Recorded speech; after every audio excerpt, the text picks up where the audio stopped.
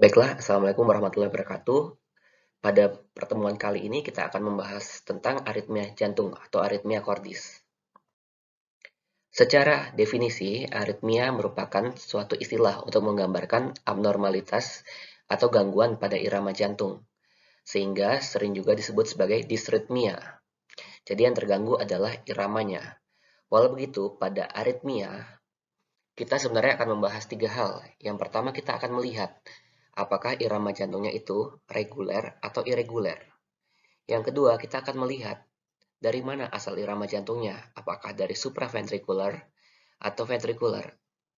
Dan yang ketiga, kita akan melihat bagaimana frekuensinya, apakah tachyarrhythmia ataukah bradyarrhythmia. Jadi ketika kita berbicara tentang aritmia, kita akan berbicara tiga hal ini, tentang regularitasnya, tentang originnya atau sumbernya atau asal dari irama jantungnya, dan yang ketiga tentang frekuensinya. Nah, disebut sebagai tachyarrhythmia jika ini adalah merupakan suatu gangguan irama jantung dengan frekuensi lebih dari 100 kali per menit. Dan bradyarrhythmia yaitu sebagai suatu gangguan irama jantung dengan frekuensi kurang dari 60 kali per menit. Nah, bagaimana mekanismenya? Secara umum mekanisme pada aritmia, baik yang tachyarrhythmia maupun bradyarrhythmia, itu ada dua. Yang pertama adalah gangguan pada pembentukan impulsnya, dan kedua adalah gangguan pada konduksinya. Jadi kalau kita ibaratkan detak jantung atau impuls jantung itu sebagai suatu produksi, jadi yang terganggu adalah pabriknya, pembentukannya, formasinya, dan yang kedua yang terganggu adalah jalur distribusinya atau penghantarannya. Nah, pada tachyarrhythmia, kalau hubungannya dengan pembentukan atau formasi dari impulsnya tersebut, itu ada dua besar. Yang pertama adalah peningkatan otomatisasinya atau enhanced automaticity. Jadi peningkatan produksi atau peningkatan otomatisasi dari impuls jantung ini dapat diakibatkan oleh tiga hal. Yang pertama, dari SA node sendiri itu memang terjadi peningkatan otomatisasinya. Jadi SA node sebagai sumber impuls jantung yang normal itu mengalami peningkatan dari produksinya. Yang kedua adalah peningkatan produksi impuls jantung oleh pacemaker yang lain, yang kita sebut sebagai latent pacemaker. Jadi selain SA sebenarnya pada jantung itu ada sumber atau ada pacemaker lain yang dapat memproduksi impuls, dan hal ini juga meningkat pada suatu tachyarrhythmia. Merupakan salah satu mekanisme yang dapat terjadi menyebabkan tachyarrhythmia. Yang ketiga adalah peningkatan dari otomatisasi sel-sel jantung yang abnormal. Jadi kalau ini SA node merupakan sel pacemaker yang normal, kemudian ada sel pacemaker, dan yang ketiga sel-sel di luar sel pacemaker yang sebenarnya tidak dapat menyebabkan impuls, itu dapat juga mengalami suatu gangguan sehingga kemudian dia memproduksi impuls sehingga menyebabkan episode tachyarrhythmia. Kemudian yang penyebab berikutnya dari suatu perubahan atau gangguan pada formasi impuls selain peningkatan otomatisasi adalah adanya suatu trigger activity.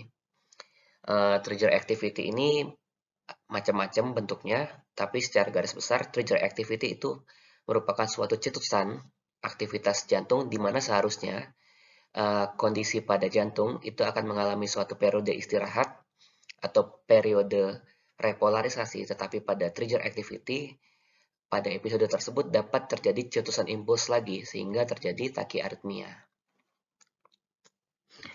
Kemudian yang berikutnya,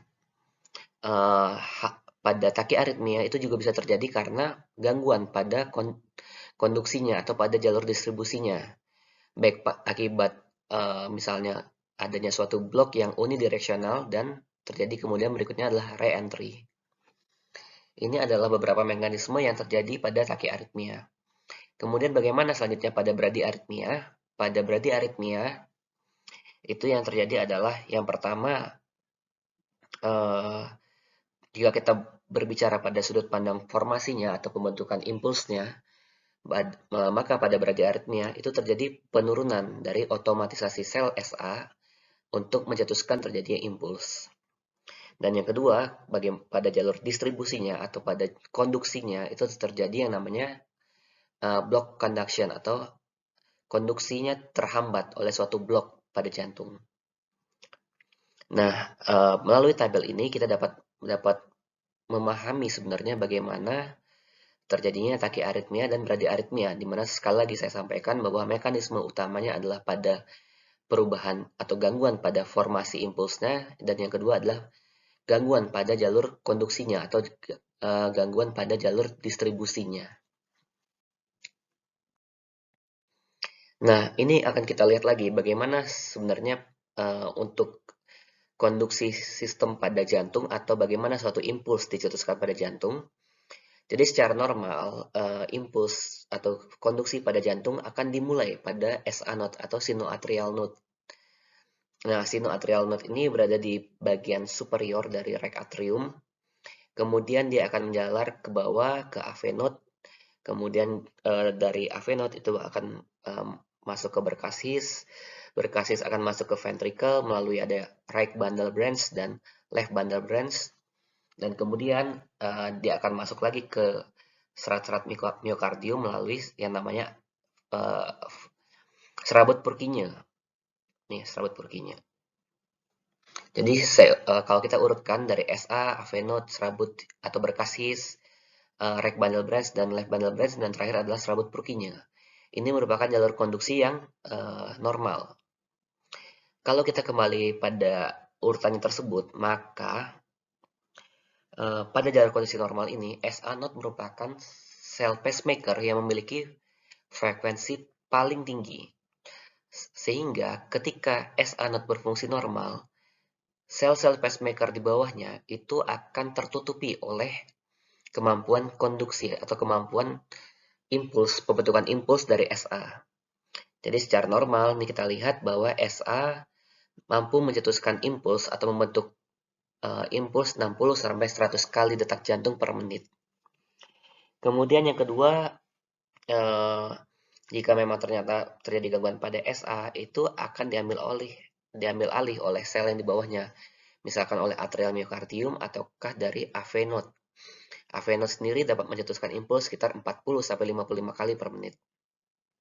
Kemudian kalau memang ternyata AV node ada gangguan, diambil alih lagi oleh yang di bawahnya, kemudian secara bertahap sampai dengan akhirnya dapat pula diambil alih oleh ventricle. Dalam hal ini, ventricle memiliki kemampuan kontraksi sekitar atau kemampuan pembentukan impuls sekitar 20-40 kali per menit. Jadi dari atas, dari nomor 1 sampai dengan nomor 7, itu akan semakin rendah frekuensi impuls yang dihasilkan per menit. Dan kemudian, selama sel pacemaker dengan urutan yang lebih tinggi, yang ini, mampu menghasilkan impuls, maka seharusnya sel-sel di bawahnya ini akan tertutupi oleh impuls yang dihasilkan oleh sel-sel yang di atasnya.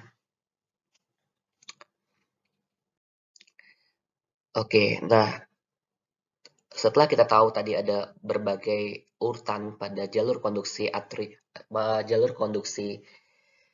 jantung yang normal, maka secara fisiologi sel-sel pacemaker tersebut kita bagi dua secara garis besar. Ada yang kita namakan supraventrikular dan ventrikular.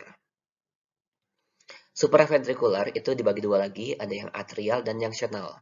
Yang atrial misalkan dari yang normal dari SA node ataupun dari atrial muscle, dari sel miokardium atrium. Dan junctional itu bisa terdiri atas AV nodal, His bundle, ataupun Can bundle. Can bundle ini merupakan jalur aksesoris di luar dari jalur normal. Nah, kalau yang ventrikular misalnya adalah serabut Purkinje, kemudian bundle branch, baik yang right bundle branch dan ataupun left bundle branch, ataupun kemudian ventricle muscle atau myocardium ventricle. Nah, hal ini penting untuk tahu dari mana sumbernya, karena secara morfologi itu akan memang berbeda pada aritmia yang supraventrikular. Umumnya kita jumpai umumnya yang kita jumpai QRS-nya adalah sempit atau narrow atau kurang dari 0,12 detik. Kemudian pada gangguan yang ventrikular biasanya yang kita dapatkan adalah Dan gambaran QRS kompleksnya itu lebar-lebar, lebih dari 0,12 detik. Nanti akan kita lihat gambar di belakangnya. Nah, berdasarkan beberapa hal tersebut, tadi ada regularitas, ada asalnya, originnya, kemudian ada tachyarrhythmia atau bradyarrhythmia, kita sebenarnya dapat membagi nih. Jika narrow dan reguler, misalnya contohnya adalah sinus takikardi, atrial flutter, atrial takikardi, junctional ectopic takikardi, dan sebagainya. Kalau yang irregular dan sempit, QRS-nya misalkan atrial fibrilasi, atrial flutter, dan sebagainya. Ini tidak usah dihafalkan, nanti akan kita lihat saja gambar-gambarnya sehingga lebih mudah untuk memahaminya. Nah, kemudian ini adalah contoh beberapa yang bradiarrhythmia. Tadi ada SA node dysfunction, first degree AV block sampai dengan third degree AV block atau total AV block. Nah, kemudian bagaimana kita dapat identifikasi aritmia? Jadi ada sebuah pathway yang relatif mudah agar kita dapat mengidentifikasi apakah irama jantungnya ini normal ataukah irama jantungnya ini adalah aritmia. Yang pertama, ketika kita melihat suatu gambaran pada EKG, kita pastikan dulu. Yang pertama, apakah kita lihat apakah QRS-nya itu reguler atau irregular. Yang dimaksud reguler adalah jarak R ke R interval atau QRS ke QRS itu adalah sama untuk tiap bitnya. Jadi kalau jarak R to R atau R ke R-nya sama itu reguler. Dan kemudian yang kedua, setelah kita memastikan apakah ini reguler atau irregular, yang kita lihat berikutnya adalah bagaimana kompleks QRS-nya. Apakah kompleks QRS-nya sempit atau lebar? Kemudian setelah itu kita identifikasi apakah ada gelombang P yang terlihat dengan jelas dan bentuknya hampir sama di setiap bitnya, di setiap frekuensinya, di setiap gelombangnya, apakah gelombang P-nya itu selalu muncul dan bentuknya sama. Dan yang terakhir adalah kita lihat adakah hubungan antara P, gelombang P-nya, dan QRS kompleksnya. Jadi ada 4 tahap bagaimana kita mengidentifikasi apakah ini suatu irama jantung normal atau aritmia. Lihat QRS-nya apakah reguler. Yang kedua, QRS-nya apakah sempit atau lebar. Yang kemudian yang ketiga, lihat gelombang P-nya, apakah gelombang P-nya selalu muncul dan morfologinya sama. Dan yang keempat, kita lihat gelombang P-nya apakah ada hubungannya dengan QRS kompleksnya. Sebagai contoh, ini akan kita lihat. Ini yang dinamakan sebagai sinus rhythm atau irama sinus. Sinus rhythm sesuai namanya ini berarti irama yang berasal dari sinoatrial node. Nah, terdapat beberapa karakteristik dari sinus rhythm. Yang pertama adalah R ke R intervalnya konstan atau ini yang tadi kita sebut sebagai reguler. Kemudian kalau kita punya EKG 12 lead, maka kita akan dapatkan gelombang P itu di AVR negatif dan positif di lead 2. Kemudian gelombang P selalu diikuti QRS, PR intervalnya normal dan QRS-nya normal. PR intervalnya sekitar 4-5 kotak kecil, 3-5 kotak kecil atau 0,12 sampai dengan 0,20 second. Dan QRS-nya itu kurang dari 0,12 second. Kalau kita masuk ke algoritma yang ini, yang tadi, maka yang bisa kita lihat yang pertama adalah bahwa R ke R intervalnya ini reguler. Oke. Kemudian QRS-nya sempit, narrow, kurang dari 0,12. Dan kemudian kita lihat nih, gelombang P-nya muncul dengan nyata dan bentuknya hampir sama. Selalu sama untuk tiap bitnya. Kemudian yang keempat, ada hubungan yang erat antara P dan QRS-nya. Setiap ada gelombang P, selalu diikuti oleh QRS. P diikuti QRS. Nah, ini adalah ciri-ciri irama yang normal, irama sinus yang normal. Nah, jika frekuensinya 60-100 kali per menit, irama sinus itu kita namakan normo sinus rhythm. Kalau frekuensinya 60-100 kali per menit. Jadi, irama sinus dengan frekuensi 60-100 kali per menit kita namakan normo sinus rhythm. Karena nanti akan ada, kalau frekuensinya di atas 100 kita namakan sebagai sinus takikardi misalkan. Atau kalau frekuensi detak jantungnya di bawah 60 kita namakan sebagai sinus bradikardi. Jadi kita pahami dulu konsep bagaimana irama yang sinus atau irama yang normal. Nah, untuk memudahkan kita, untuk memudahkan memahami tentang aritmia ini, maka eh, irama pada jantung sebenarnya dapat kita bagi 3 secara garis besar. Yang pertama tadi, yang normal sinus rhythm. Irama sinus dengan frekuensi 60-100 kali per menit. Jadi ini adalah irama yang benar-benar normal, yang berasal dari SA node, frekuensinya normal. Kemudian yang kedua adalah sinus, tetapi dengan ada sesuatu, ada hal yang berbeda sehingga ini bukan merupakan normal sinus rhythm. Nanti kita akan lihat di penjelasan berikutnya. Yang ketiga itu yang benar-benar bukan sinus. Jadi bukan irama yang berasal dari SA. Bisa berasal dari supraventrikular ataupun dari ventrikular. Jadi ini yang benar-benar normal dengan frekuensi 60-100 kali per menit. Ini yang kedua, ini benar iramanya dari sinus, dari sinoatrial node, tetapi ada sesuatunya. Yang ketiga, ini iramanya bukan dari SA node, bukan berasal dari sinoatrial node. Baik itu bisa dari supraventrikular ataupun dari ventrikular. Yang pertama adalah kita lihat nih, sinus width. Kalau ada red abnormality, tadi seperti saya sampaikan sebelumnya, kita lihat ini adalah sinus dengan frekuensi kurang dari 60 kali per menit. Kita ingat bahwa untuk membaca EKG, frekuensi detak jantung yang reguler itu bisa kita hitung dengan 300 dibagi kotak besar atau 1500 dibagi kotak kecil. Misalnya pada gambar ini ada 1, 2, 3, 4, 5, 6, dan 7. Nanti coba aja dibagi dengan 300 dibagi kotak kecil atau 300 dibagi kotak besar atau 1500 dibagi kotak kecil.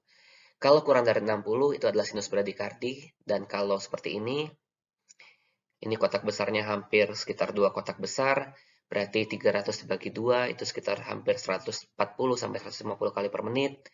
Ini namanya sinus takikardi. Jadi ini irama sinus karena berasal dari SA node, tetapi ada gangguan rate abnormality-nya. Bisa bradikardi, bisa takikardi. Yang kedua, itu irama sinus, tetapi dengan adanya dinamakan sinus aritmia. Jadi yang dimaksud sinus aritmia adalah terdapat perbedaan baik R ke R interval ataupun P, ini P to P intervalnya, itu berbeda antara jarak R ke R terlebar, misalkan ini terlebarnya di sini, dengan jarak R to R-nya tersempit. Jadi kalau kita tahu tadi irama sinus yang normal itu R ke R adalah reguler. Jaraknya selalu sama. Tetapi pada sinus aritmia itu jarak yang terlebar ini kita bedakan dengan yang paling sempit, misalkan ini, itu berbeda lebih dari 3 kotak kecil. 3 kotak besar atau 0,12 detik. Jadi misalkan kalau yang ini sekitar 1, 2, 3, 4, 420, berarti ini 24, dan ditambah ini sekitar 25 kotak kecil, kemudian kita ambil yang ini yang tersempit misalnya, ini ada 1, 2, 3, sekitar 15. Jadi yang jarak yang paling lebar sekitar 25 kotak kecil, dan yang tersempit adalah sekitar 15 kotak kecil. Perbedaan yang ini disebut sebagai sinus aritmia. Dan pada sinus aritmia itu memenuhi semua syarat untuk sinus. Misalnya bahwa ini ada gelombang P, QRS-nya sempit, kemudian P selalu diikuti oleh QRS, tetapi hanya satu yang tidak memenuhi irama yang normal, yaitu adanya R to R yang irregular. Salah satu mekanisme yang paling sering terjadinya sinus aritmia adalah karena inspirasi dan ekspirasi. Pada inspirasi itu akan memendek untuk QRS-nya, jarak R to R intervalnya, dan pada ekspirasi akan memanjang. Akibatnya apa? Akibatnya pada inspirasi itu detak jantungnya akan lebih cepat, dan pada ekspirasi itu detak jantungnya akan lebih lambat. Hal ini salah satu disebabkan oleh mekanisme atau atau mekanisme pada vagalnya, pada vagal refleksnya. Ini juga bisa merupakan suatu kondisi fisiologis dan dapat terjadi pada orang-orang normal sebenarnya. Oke, jadi yang kedua adalah sinus aritmia. Yang ketiga, iramanya sinus. Masih sinus nih, masih berasal dari SA, tetapi ada blok. Nah, yang dimaksud SA blok adalah jarak R ke R interval. Ini R itu R interval, normal. Ini normal, tapi kemudian akan ada suatu episode R to R intervalnya memanjang. Nah, memanjangnya ini merupakan multiplikasi atau kelipatan dari R ke R to R yang normal. Misalnya R to R normalnya adalah ini 1, 2, 3, 4, sekitar 4 kotak besar. Maka yang masuk sinus blok ketika terjadi suatu blok di sini, maka jarak R to R interval ketika blok itu adalah sekitar 2 kali, 3 kali, atau 4 kali dari jarak R to R interval yang normal. Dengan plus minusnya adalah sekitar 2 kotak kecil.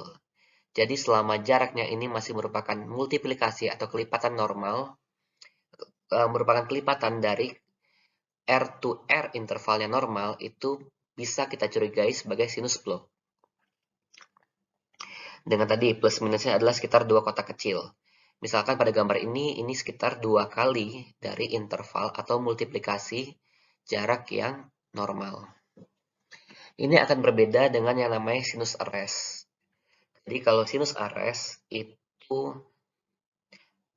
misalkan jarak R to R interval yang normal adalah ini normal, normal. Maka ketika terjadi suatu arrest, itu jarak antara R ke R yang lebar itu akan lebih dari multiplikasi atau kelipatan dari R to R interval yang normal. Misalkan ini jaraknya segini, ini ternyata 1, 2, 3 itu lebih dari, kemudian ada lebihnya.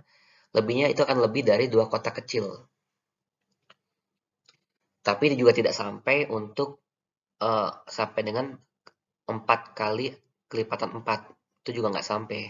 Jadi ini sekitar 3 kali kelipatan dari interval normal, tetapi lebihnya ini lebih dari 2 kotak kecil. Jadi gampangnya kalau blok itu adalah kelipatan dari R ke R interval yang normal. Kalau sinus arrest itu tidak ada pola yang jelas, tidak ada kelipatan atau multiplikasi jarak R to R interval yang normal. Dengan tadi toleransinya adalah sekitar plus minus 2 kotak kecil. Kenapa terjadi hal demikian? Karena pada SA blok itu yang terganggu adalah jalur penghantaran dari SA ke AV node-nya. Kemudian pada sinus arrest itu gangguannya terjadi itu lebih dekat ke SA node, bahkan bisa terjadi pada SA node-nya itu sendiri gangguannya. Nah, kemudian ada yang lebih parah lagi yang kita namakan sebagai sick sinus syndrome. Jadi kalau sick sinus syndrome itu merupakan suatu gangguan pada SA node-nya. Jadi ini adalah SA node yang sakit, yang mengalami masalah, sehingga dia akan membuat impuls atau memproduksi impuls semau-maunya dia sendiri, atau tidak ada polanya, kadang cepat, kadang lambat. Namanya saja SA node-nya sakit deh. Jadi kadang cepat, kadang lambat. Nah, ada episode tachybrady syndrome, tachycardy, bradycardy syndrome seperti pada gambar ini, tachycardy, ini bradycardy. Nah, kemudian manifestasinya biasanya adalah sinkop atau gangguan pada kesadaran dan sebagainya.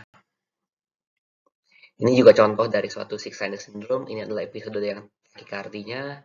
Ini bahkan ada episode yang dia berhenti, yang rest. Kemudian ini adalah episode yang kemudian slow-nya mungkin atau brady-nya. Dia ada tachy, kemudian arrest, dan ini ada yang slow. Oke, kita masuk yang berikutnya. Yang berikutnya masih irama sinus. Tapi ini irama sinus dengan adanya suatu prematur atrial contraction atau PAC.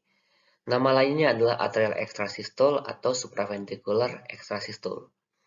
Ini kita lihat, ini adalah PQRS, PQRS, PQRS, PQRS dengan jarak yang kurang lebih hampir sama. Tapi kemudian timbul suatu beat atau detak yang timbulnya prematur karena jaraknya ini lebih pendek daripada jarak seharusnya dia muncul. Ini dia kan jaraknya sekitar 1, 2, 3, 3,5 sampai 4 ya. Ini jaraknya reguler, reguler, ini sekitar 4, dia masih reguler. Kemudian tiba-tiba pada saat 2,5 kotak besar, ini sudah muncul suatu detak jantung atau suatu beat. Nah, ketika dia munculnya secara prematur seperti ini, kita mesti curiga ini ada suatu aritmia. Kalau pada ini kita lihat ada suatu detak jantung yang prematur, yang kemudian kita lihat morfologinya adalah yang sempit, QRS-nya kurang dari 0,12. Kemudian kita lihat nih, gelombang P-nya memiliki morfologi yang berbeda dengan P sebelumnya. Ini P yang normal seperti ini, P yang normal seperti ini, tapi ini ada gelombang P yang lain. Nah, kalau seperti ini, jadi ada suatu detak yang muncul atau beat yang munculnya prematur, QRS-nya sempit, kemudian gelombang P-nya berbeda dengan gelombang P sebelum-sebelumnya. Maka ini adalah ciri-ciri dari prematur atrial contraction atau PAC. Sorry, ini PAC maksudnya, atau atrial extrasystole dan atau disebut juga sebagai supraventricular extrasystole. Kemudian ada juga istilah PJC, prematur junctional complex. Berbeda dengan PAC, PAC kan prematur atrial complex, berarti berasal dari atrium. Maka pada PJC ini berasal dari junctional. Ciri-cirinya adalah seperti ini yang normal, PQRS, PQRS, PQRS. Tiba-tiba muncul suatu detak jantung yang sempit, narrow, QRS-nya kurang dari 0,12 detik. Kemudian gelombang P-nya ini tidak ada. Jadi gelombang P-nya nggak ada, QRS-nya sempit, atau kadang-kadang gelombang P-nya itu tidak jelas. Itu merupakan suatu ciri-ciri dari prematur junctional complex. Bedanya tadi dengan PAC, kalau PAC itu ada gelombang P, tapi gelombang P-nya itu berbeda morfologinya dengan gelombang P yang normal.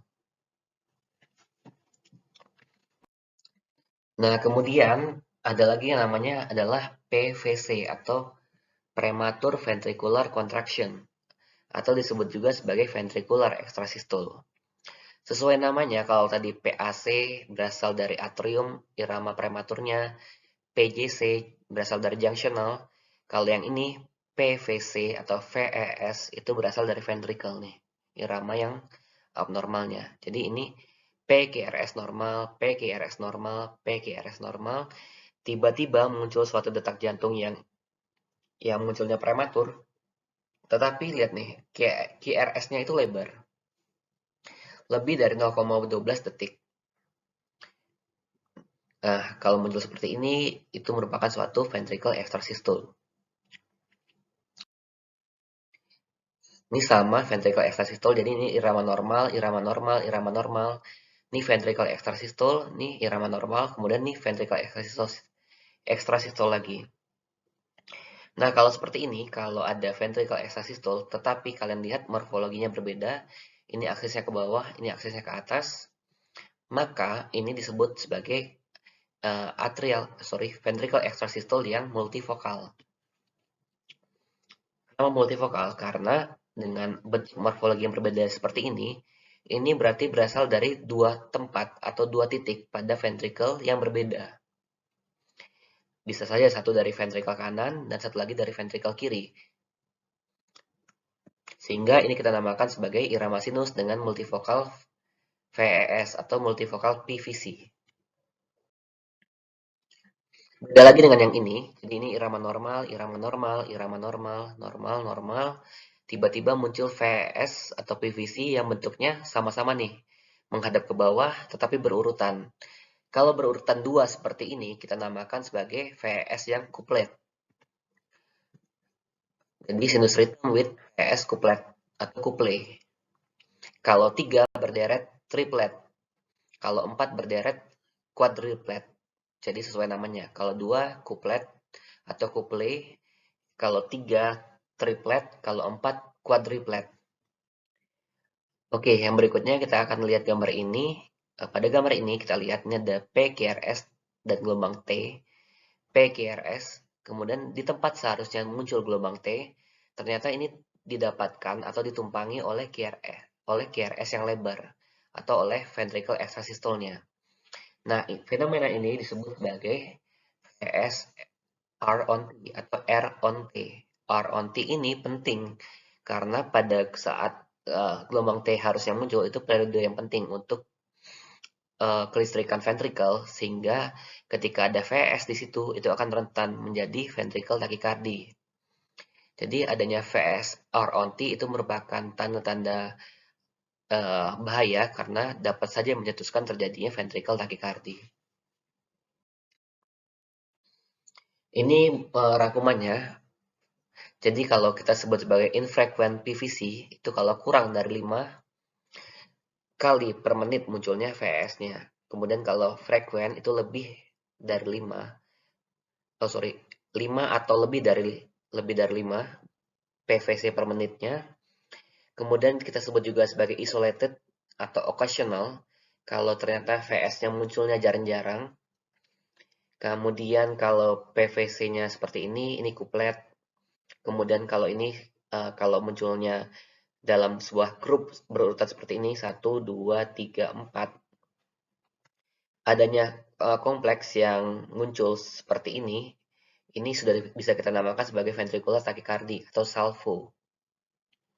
Salvo atau ventricular tachycardia. Kemudian ini tadi yang saya sebut sebagai R on T, jadi di tempat seharusnya T muncul, itu muncul VS-nya. Kemudian ada juga namanya VS bigemini ketika ada satu irama jantungnya normal diikuti oleh satu ventricle extrasystole. Satu normal, satu extrasystole-nya. Kalau tiap 3 detak itu trigemini dan pada 4 detak itu quadrigemini. Nanti kita akan lihat di belakang. Oke. Nah, pada gambar ini kita lihat nih yang bagaimana yang bigemini, trigemini ataupun quadrigemini. Kalau VS yang muncul pada beat kedua, jadi ini satu normal, irama yang normal dari sinus. Kemudian yang kedua ventricle extrasystole-nya, kemudian muncul lagi sinus, yang keduanya ventricle extrasystole-nya lagi, itu namanya bigemini. Kalau trigemini itu yang ketiga, jadi satu normal, dua normal, yang ketiga baru yang ventricle extrasystole-nya, itu namanya trigemini. Kalau satu normal, dua normal, tiga normal, yang keempat baru muncul ventricle extrasystole-nya, itu namanya quadrigemini. Jadi inilah yang membedakan bigemini, trigemini, dan quadrigemini. Oke, itu bagian kedua. Itu irama sinus, tetapi dengan berbagai macam variasinya tadi. Ada yang takikardi, bradikardi, aritmia, ada PAC, PVC, ada juga PJC, dan sebagainya. Nah, kita masuk ke bagian ketiga, nih, bagian ketiga. Irama yang bukan sinus, baik itu irama yang berasal dari supraventrikular ataupun berasal dari ventrikular. Ini adalah algoritmanya sebenarnya untuk menentukan apakah kira-kira takikardi yang terjadi pada suatu supraventrikular atau yang neurokompleks misalnya. Ini akan terlalu susah buat kalian, jadi kita akan coba masuk ke gambar-gambar terlebih dahulu.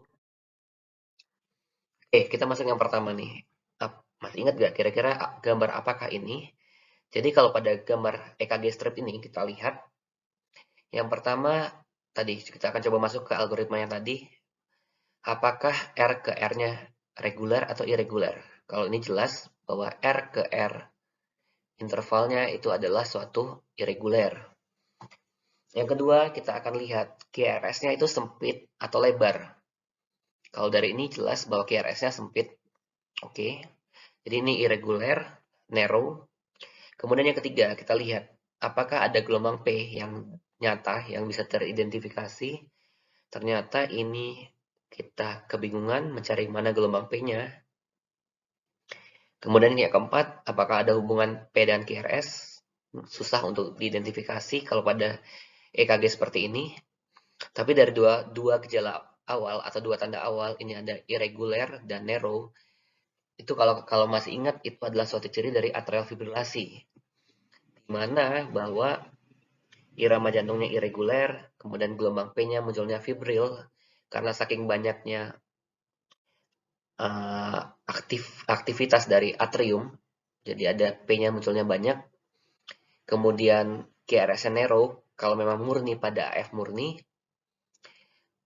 ini adalah contoh dari atrial fibrilasi. Kalau yang ini kita lihat nih, ini mirip-mirip seperti AF, tapi gelombangnya lebih kasar, gambarannya seperti gigi gergaji. Ini adalah contoh dari atrial flutter atau gambaran sawtooth appearance seperti gigi gergaji. Nah, atrial flutter ini dapat reguler ataupun dapat irreguler. Tapi yang penting yang khas adalah gambaran gelombang P-nya ini yang lebar atau yang kasar-kasar, coarse namanya. Kalau ada gambaran seperti gigi gergaji, itu kita diagnosa dulu sebagai atrial flutter. Dan yang kedua ingat bahwa QRS-nya ini sempit. Dan ingat ini bukan irama sinus, bukan berasal dari sinoatrial node. Yang ketiga, irama yang bukan sinus itu adalah yang kita namakan sebagai wandering atrial pacemaker.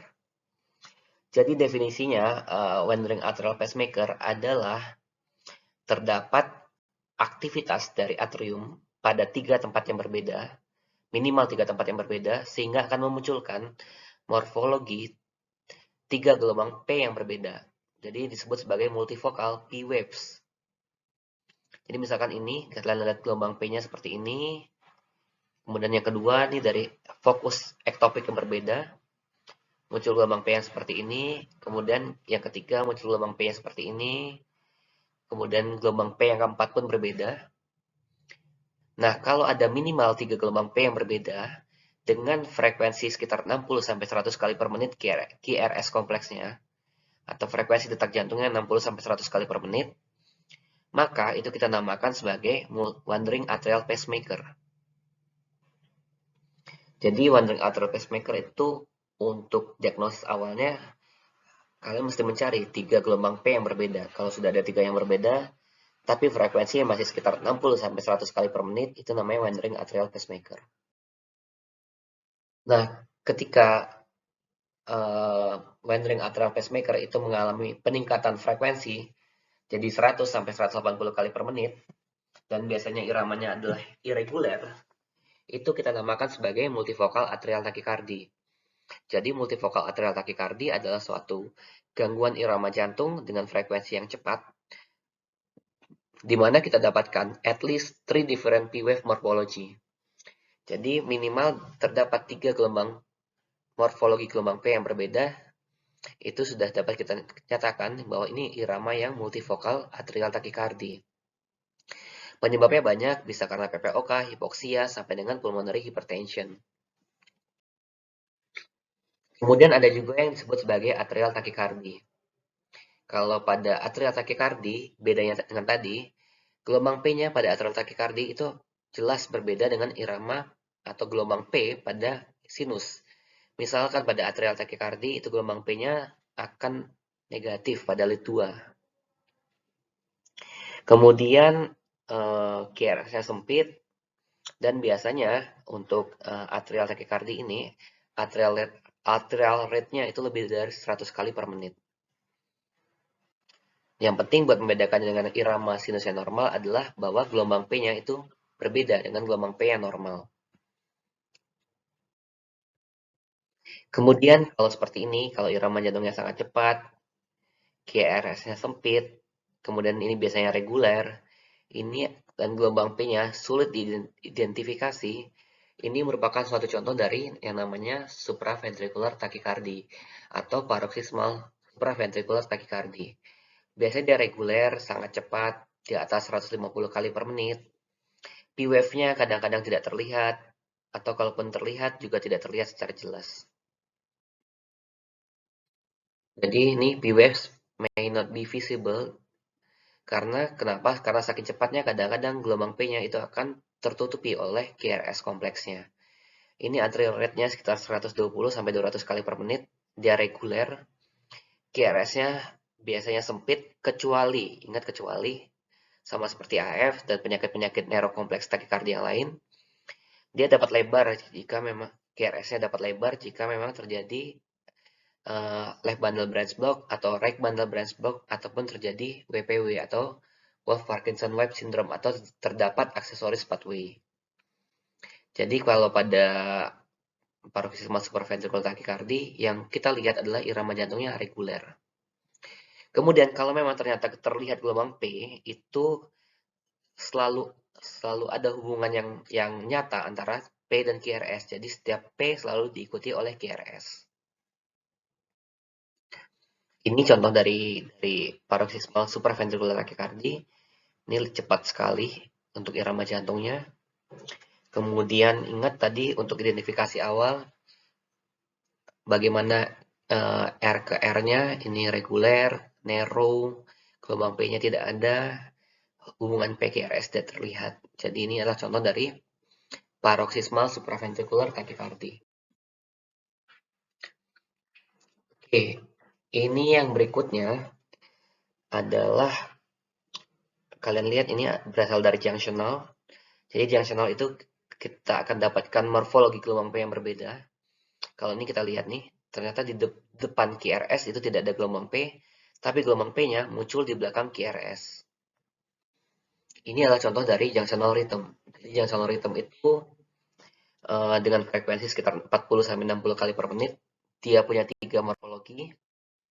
Yang pertama, apabila dia muncul di depan QRS, maka gelombang P-nya akan terbalik. Kalau dia berikutnya dapat bersamaan munculnya dengan QRS, maka gelombang P-nya tidak terlihat. Kemudian, kalau ternyata dia muncul di belakang QRS, maka P-nya akan terlihat upright atau positif, tetapi munculnya di belakang dari QRS. Jadi dapat ini hilang karena tertutupi oleh QRS, dapat muncul di depan tapi terbalik, atau muncul di belakang. Ini adalah ciri-ciri dari junctional rhythm. Junctional rhythm itu kita namakan sebagai irama junctional jika frekuensinya adalah 40-60 kali per menit. Nih. Nah, kalau dia mengalami percepatan frekuensi menjadi lebih dari 60 kali sampai dengan 100 kali beat per menit, itu kita namakan sebagai accelerated junctional rhythm. Kemudian kalau junctional rhythm itu lebih dari 100 kali per menit, kita namakan sebagai junctional tachycardy. Jadi kalau beat-nya itu atau kecepatannya sesuai dengan kecepatan normal dari daerah junctional, yaitu sekitar 40-60 kali per menit, kita namakan sebagai irama junctional. Kalau dia meningkat tapi belum sampai tachycardy, itu kita namakan sebagai accelerated junctional rhythm. Kalau sudah lebih dari 100 kali per menit, kita namakan sebagai junctional tachycardy. Oke, itu tadi kita sudah berbicara tentang irama-irama jantung yang supraventrikular, yang berasal dari atrium ataupun berasal dari junctional. Ciri-cirinya tadi sudah kita lihat bahwa irama-irama jantung sebelum ini itu QRS-nya sempit-sempit. Nah, kita akan masuk ke irama yang kedua yang berasal dari ventrikular. Yang berasal dari ventrikular paling gampang itu QRS-nya lebar-lebar seperti ini. Kalau ini QRS-nya lebar-lebar dengan frekuensi sekitar 20-40 kali per menit, jarak R ke R-nya reguler, ini adalah ciri-ciri dari idioventricular rhythm. Jadi irama yang berasal dari ventricle, idioventricular rhythm. Nah, kalau idioventricular rhythm itu meningkat, jadi kan idioventricular rhythm itu sekitar 20-40 kali per menit. Kalau kemudian dia meningkat 40-100 kali per menit, itu kita namakan sebagai accelerated idioventricular rhythm. Seperti gambar ini QRS-nya lebar, R to R interval dia reguler, gelombang P tidak ada karena ini berasal dari ventricle, kemudian dengan frekuensi sekitar 40-100 kali per menit, namanya adalah accelerated idioventricular rhythm. Nah, kemudian kalau tadi ini QRS-nya lebar-lebar, frekuensinya lebih dari 100 kali per menit, ini namanya adalah ventricle tachycardy. Jadi kalian lihat contohnya, kalau yang ini adalah ventricle tachycardy yang monomorfik. Bentuknya hampir sama di setiap beatnya. Ini juga sama, ini adalah contoh dari ventricle tachycardy. Oke, ini adalah Jika tadi adalah contoh dari ventricle tachycardia yang monomorfik, maka berikutnya adalah contoh dari ventricle tachycardia yang polymorfik. Ini adalah namanya torsa de Poa. Tulisannya torsa de Pointes, tapi kita baca torsa de Poa. Pada torsa de Poa, itu akan didapatkan suatu twisting.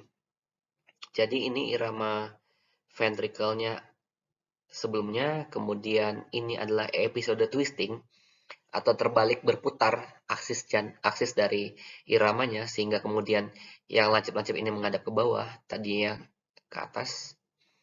Nah, kalau pada episode seperti ini, itu kita namakan sebagai torsa de Poa. Pada torsa de Poa itu biasanya terjadi karena eh, mekanisme early after depolarisasi, misalkan pada pasien-pasien dengan prolonged QT. Nah, kalau yang sudah seperti ini, kalau yang sudah kacau seperti ini, tidak jelas apakah ini twisting atau enggak, QRS-nya juga bentuknya beda-beda, bahkan ada yang kecil-kecil seperti ini, atau ada suatu gambaran yang kacau atau chaotic, ini merupakan ciri-ciri dari ventricle fibrilasi. Kita lihat, ini udah benar-benar kacau, chaos. Ini adalah ciri-ciri dari ventricle fibrilasi. Nah, kemudian penting, seperti tadi saya sampaikan, bahwa kadang-kadang ketika kita mendapatkan suatu irama jantung, takikardi, QRS-nya lebar-lebar, kita mesti membedakan sebenarnya apakah ini VT atau SVT. VT itu tadi jelas sudah saya sampaikan bahwa irama yang berasal dari ventricle memang QRS-nya lebar-lebar, tetapi juga ternyata bisa jadi irama yang berasal dari supraventricular yang harusnya sempit-sempit QRS-nya itu bisa lebar. Misalkan SVT, tetapi dengan kelainan tadi yang sudah saya sebutkan juga, kalau dia mengalami bundle branch block atau mengalami suatu accessory pathway, itu juga bisa lebar-lebar. Jadi yang penting pemahaman untuk kalian bahwa ketika menyuplai suatu irama jantung takikardi dengan QRS lebar, itu sebenarnya ada dua kemungkinan, itu adalah VT atau SVT dengan LBBB, dengan RBBB atau dengan aksesoris pathway. Tetapi ketika kita mengalami kegawatan seperti ini, maka akan lebih baik kita tangani terlebih dahulu sebagai VT, karena yang lebih bahaya, yang lebih tinggi angka mortalitasnya adalah VT. Ini sebenarnya kita punya algoritma untuk membedakan apakah ini VT atau SVT dengan aberrance misalkan.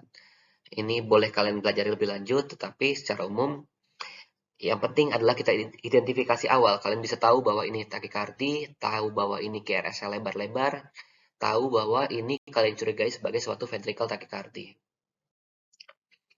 Kemudian yang juga mesti diwaspadai pada irama jantung dengan QRS yang lebar-lebar adalah seperti gambaran di EKG sebagai berikut.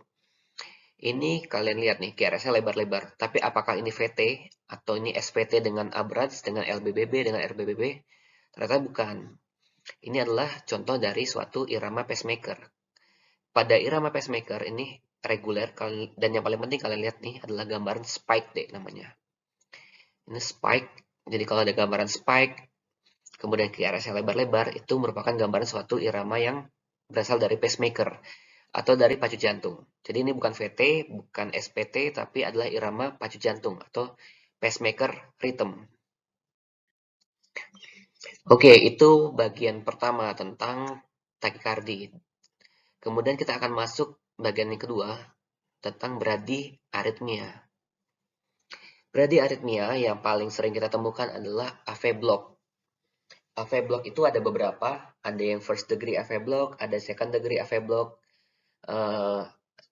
second degree type 1, second degree type 2, dan third degree AV block atau total AV block. Pada AV block derajat 1 itu relatif gampang, jadi kita ingat bahwa P, QRS, dan T kembali tadi, PR interval normalnya itu adalah sekitar 3-5 kotak kecil atau 0,12 sampai dengan 0,20 second. Pada first degree AV block, PR intervalnya akan memanjang. Nih, prolong lebih dari 0,20 second. Jadi ketika kalian menjumpai PR interval lebih dari 5 kotak kecil atau lebih dari 0,20 second, itu merupakan first degree AV block. Nah, kemudian yang kedua, untuk second degree AV block tipe pertama atau kita namakan MOBIT 1 atau Weckenbach. itu kita jumpai bahwa P gelombang atau PR intervalnya itu akan makin lama makin panjang. Ini PR intervalnya normal, kemudian makin panjang lagi, sampai suatu saat muncul gelombang P yang tidak diikuti oleh QRS atau namanya drop bits. Jadi ini normal makin lama makin panjang PR intervalnya sampai muncul suatu episode tidak terlihat adanya suatu QRS kompleks setelah gelombang P-nya muncul. Ini gelombang P, tapi ini tidak muncul QRS. Nah, itu adalah ciri-ciri dari second degree AV block tipe yang pertama atau Mobit 1 atau Wekenbach.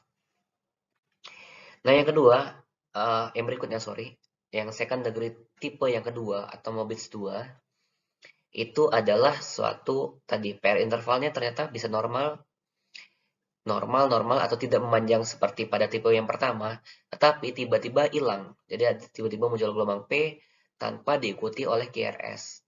Jadi kalau yang tipe 1 itu ada peringatan karena PR intervalnya makin lama makin panjang. Kalau yang mobil tipe 2 ini tidak ada peringatan karena PR intervalnya relatif sama, tapi tiba-tiba saja ada gelombang P yang tidak diikuti oleh QRS. Yang terakhir yang kalau memang yang sudah total AV block atau third degree AV block, itu akan terlihat gelombang P itu tidak punya hubungan sama sekali dengan QRS. Atau namanya disosiasi. Jadi gelombang P-nya akan berjalan sendiri, QRS-nya berjalan sendiri. Taunya dari mana? Taunya kita akan ukur jarak R ke R sini reguler, R ke R sini reguler. Begitu juga R to R ini reguler. Dan di sini juga gelombang P-nya itu akan punya pola tersendiri. P ke sini regul akan jaraknya sama dengan P yang ke sini, dengan P yang ke sini, P yang ke sini. Jadi kalau memang seperti itu, namanya adalah total AV block. Ini tadi contoh dari tadi, nih kita lihat prolong PR interval, sehingga ini adalah contoh dari first degree AV block. Nah, kalau yang ini, ingat tadi, makin ini PR interval normal, makin panjang, kemudian tidak diikuti oleh QRS, ada gelombang P, tidak diikuti QRS, berarti ini adalah second degree tipe yang pertama, atau Mobit 1, atau Wekenbach type. Nah, kalau yang ini, jarak P intervalnya sama, normal, tapi tiba-tiba tidak muncul gelombang P tidak diikuti oleh QRS, maka inilah contoh dari yang tipe yang kedua, second degree Mobit 2. Jadi tanpa aba-aba, tanpa peringatan sama sekali, tiba-tiba gelombang P itu tidak diikuti oleh QRS. Kemudian ini contoh yang third degree AV block. Ini kalian lihat, ini gelombang P, gelombang P, gelombang P, gelombang P, ini P, gelombang P. Ini lihat polanya, jadi P ke sini sama, P ke sini jaraknya sama dengan P ke P sini. Kemudian jarak antara P ke sini dengan ke sini juga sama dengan jarak P ke P sebelumnya, sehingga membentuk pola tersendiri. Sementara QRS-nya akan juga membentuk pola tersendiri. Sehingga ini adalah contoh dari total AV block atau third degree AV block. Nih, P waves and R wave independent, P waves and R wave regular. Jadi P wave punya pola tersendiri dan R wave punya pola tersendiri. Ini P, P, P, P, dan P.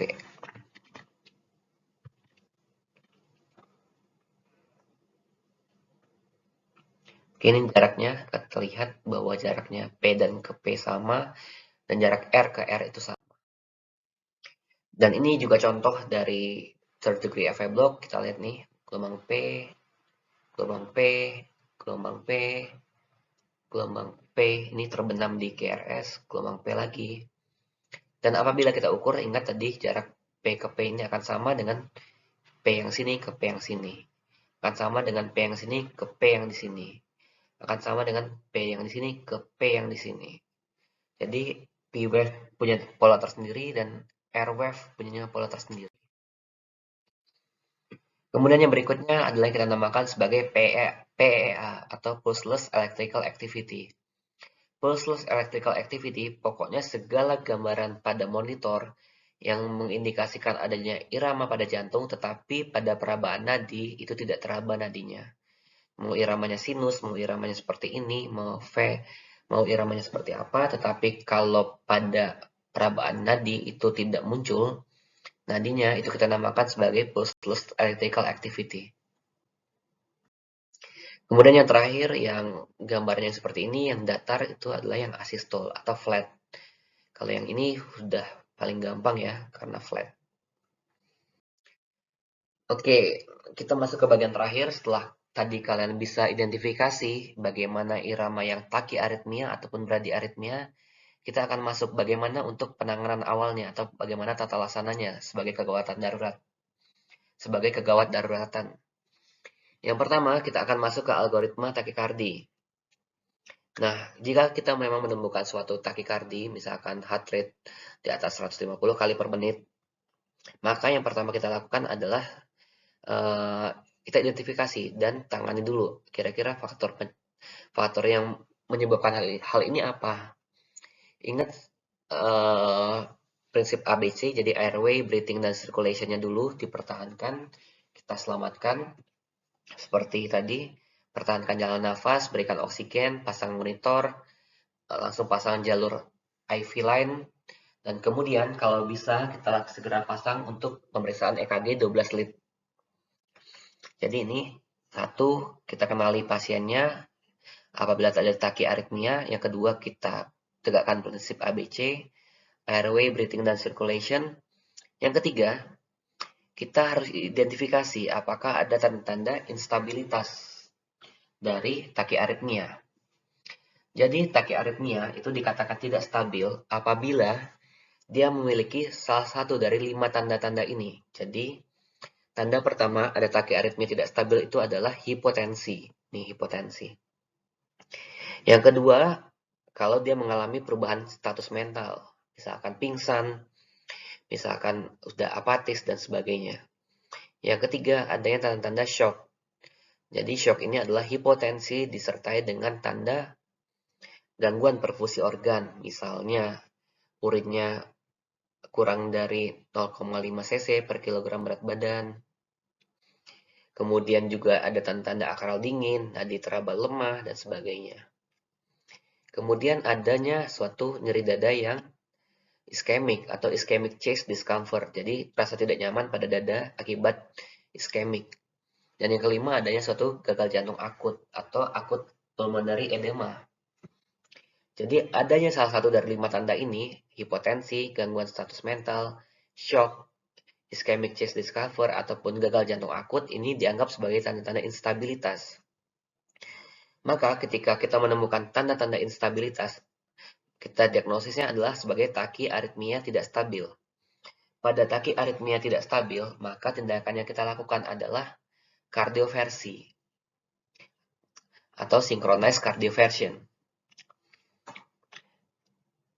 Untuk melakukan synchronous cardioversion, kita bisa pertimbangkan pemberian sedasi terlebih dahulu, misalkan pakai midazolam.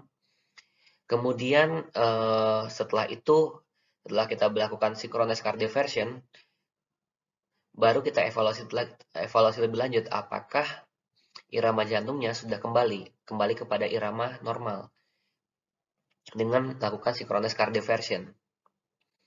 Nah, synchronous cardioversion itu dengan melakukan kejut listrik. Jadi pada kejut listrik itu ada dua, ada yang namanya kardioversi, ada yang namanya defibrilasi. Baik kardioversi maupun defibrilasi itu akan memiliki dosis tersendiri, akan kita lihat di belakang nanti. Kemudian yang berikutnya, kalau memang ternyata nanti setelah kardioversi ternyata misalnya irama jantungnya tetap tidak membaik, itu bisa kita pertimbangkan untuk pemberian synchronous cardioversion yang kedua dengan level energi atau dosis dari kardioversinya ditingkatkan misalnya. Atau selain itu bisa kita tambahkan pula obat-obat anti aritmia. Kemudian misalnya obat-obat anti aritmia yang ada di Indonesia adalah amiodaron. Amiodaron bisa kita berikan misalkan 150 ml dalam waktu 10 menit. Kemudian bisa kita ulangi dan diikuti oleh dosis maintenance sekitar 1 mg per menit. Kemudian kalau memang ternyata tidak ada tanda-tanda instabilitas, maka kita akan lihat berikutnya apakah QRS-nya ini sempit atau lebar. Kalau QRS-nya sempit, maka tindakan kita ada beberapa pilihan, misalkan vagal manuver, pemberian beta blocker, CCB, dan adenosin, kalau memang itu reguler. Kalau itu tidak reguler, kalau itu ternyata dia adalah suatu QRS yang lebar, maka pertimbangan kita adalah pemberian obat-obat anti aritmia dan juga pertimbangan untuk konsultasi kepada ahli. Jadi intinya kembali saya ulangi, satu, tegakkan dulu takiaritmianya, yang kedua, lihat yang kedua adalah prinsip ABC. Yang ketiga, lihat ada tanda-tanda instabilitas atau tidak. Kalau tidak stabil, langsung lakukan synchronous cardioversion. Kemudian kalau memang pasiennya ternyata stabil, tidak ada tanda-tanda yang 5 ini, maka itu masih boleh dilihat lagi, apakah QRS-nya sempit atau lebar. Kalau QRS-nya sempit, itu ada beberapa tindakan yang bisa dilakukan, misalkan vagal manuver, pemberian adenosin, beta blocker. Kalau QRS-nya lebar, itu bisa diberikan juga untuk obat-obat anti aritmi yang lain. Kemudian yang berikutnya adalah tata laksana pada bradikardi. Pada bradikardi tadi langkah-langkahnya mirip. Satu, tegakkan dulu itu bradiaritmia. Dua, prinsip ABC. Yang ketiga, kita lihat ada nggak tanda-tanda instabilitas. Kalau tidak ada tanda-tanda instabilitas, kita bisa monitoring dan observasi dulu untuk irama jantungnya. Tapi kalau memang ternyata ada tanda-tanda instabilitas, kita bisa berikan obat-obatan, misalkan sulfas atropin. Sulfas atropin bisa kita berikan sampai dengan 12 ampul atau bisa sampai dengan dosis maksimalnya 3 mg. Setiap pemberian adalah sekitar 2 ampul dan dapat diurangi tiap 3-5 menit. Kemudian dapat kita juga pertimbangkan pemberian dopamin infus sekitar 5-20 mikrogram per kilogram berat badan per menit, begitu juga untuk epinefrin. Diberikan 2-10 mikrogram per kilogram berat badan per menit. Dan jika memang ada fasilitasnya, bisa juga kita berikan transcutaneous spacing misalnya. Dan kalau memang ternyata dengan tindakan-tindakan yang kita lakukan ini tidak membaik irama jantungnya, maka kita pertimbangkan untuk konsultasi dengan ahli dan pemasangan temporary pacemaker atau pacu jantung yang sifatnya tidak permanen.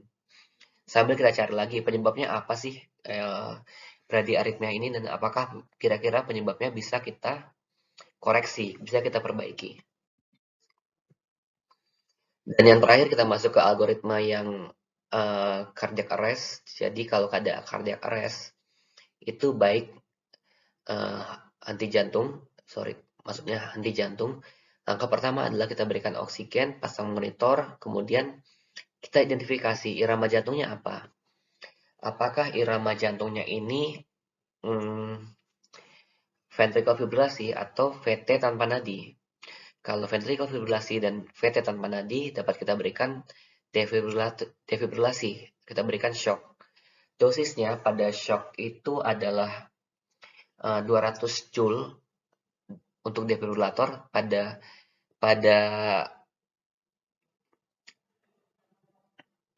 DC shock yang bifasik dan 360 joule pada DC shock yang monofasik. Kemudian kita CPR, kemudian CPR 2 menit, kemudian kita siapkan akses intravena. Jika masih VTVF tanpa nadi, kita berikan shock lagi. Kemudian kita CVR lagi selama 2 menit, kemudian kita bisa berikan epinefrin setiap 3-5 menit. Dan langkah ini bisa kita ulangi terus ke atas lagi. Tapi kalau memang ternyata irama jantungnya adalah asistol atau PA, itu tidak ada indikasi lagi untuk diberikan shock atau diberikan defibrilasi. Langkahnya adalah kita berikan pemberian obat-obatan epinefrin segera, kemudian lakukan CPR, lalu epinefrin ini kita ulangi setiap 3-5 menit. Kemudian kita identifikasi, kalau memang ternyata iramanya shockable, misalnya tadi dia VF, VT tanpa nadi, atau kemudian muncul irama jantung yang lain, misalkan ada SVT dan sebagainya, kalau memang bisa diberikan shock, maka kita berikan defibrillator ataupun kita lakukan kardioversi. Oh ya, tadi untuk dosis kardioversi pada takiaritmia.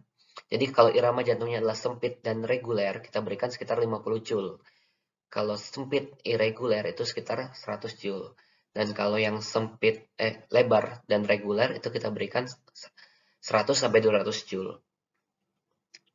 Kemudian juga ini kita lanjutkan CPR dan kita pertimbangkan lagi untuk pemberian shocknya, apakah bisa diberikan shock atau tidak.